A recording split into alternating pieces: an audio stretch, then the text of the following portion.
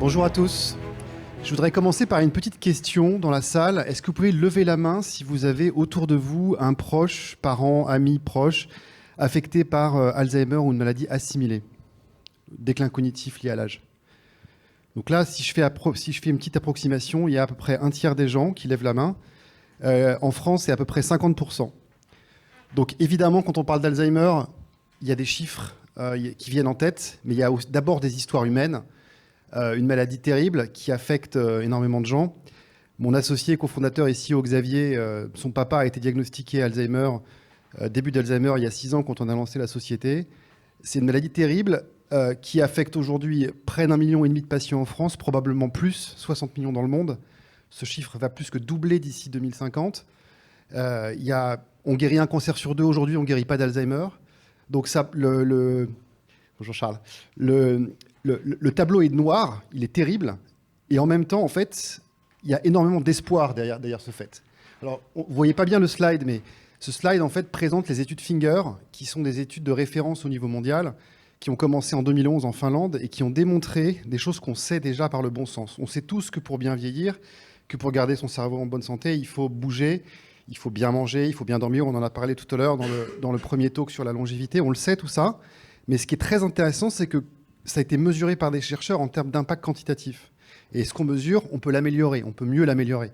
Et qu'est-ce qu'ils ont montré? Ils ont montré en fait que quand on accompagne des seniors de plus de 60 ans qui ont des facteurs de risque neuro ou cardio-métaboliques pendant 18 mois pour les aider à mieux manger avec des ateliers nutritionnels, l'activité physique, le lien social et l'activité cérébrale également, entraînement cognitif, on arrive à des résultats spectaculaires en termes de fonctions cognitives, typiquement l'attention, ce qu'on appelle les fonctions exécutives, en termes de baisse du risque de futur Alzheimer, 40%, 40-50% de baisse de risque de déclin cognitif et amélioration de la santé générale.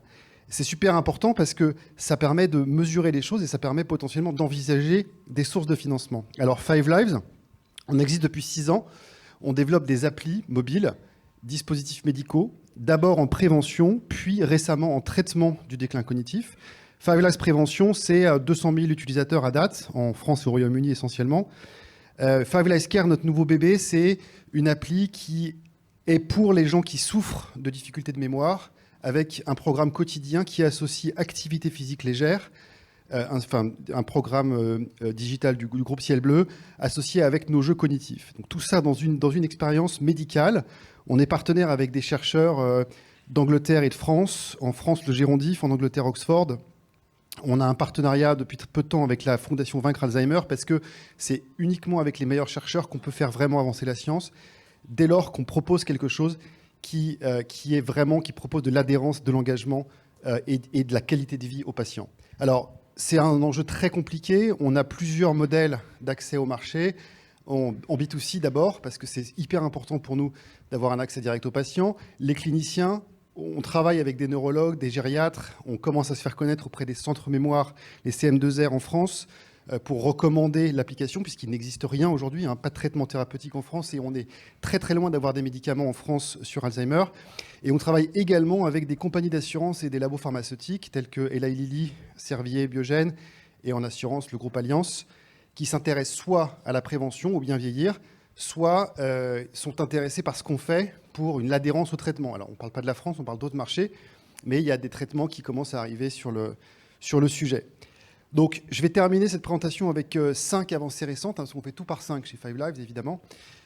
Donc, d'abord, on a conclu une levée de fonds récemment, un peu plus de 2 millions d'euros, avec merci 50 Partners pour votre confiance, les fonds tech et santé, avec CNP Assurance, avec Family Ventures, Massawa Fund, TechMind et d'autres fonds.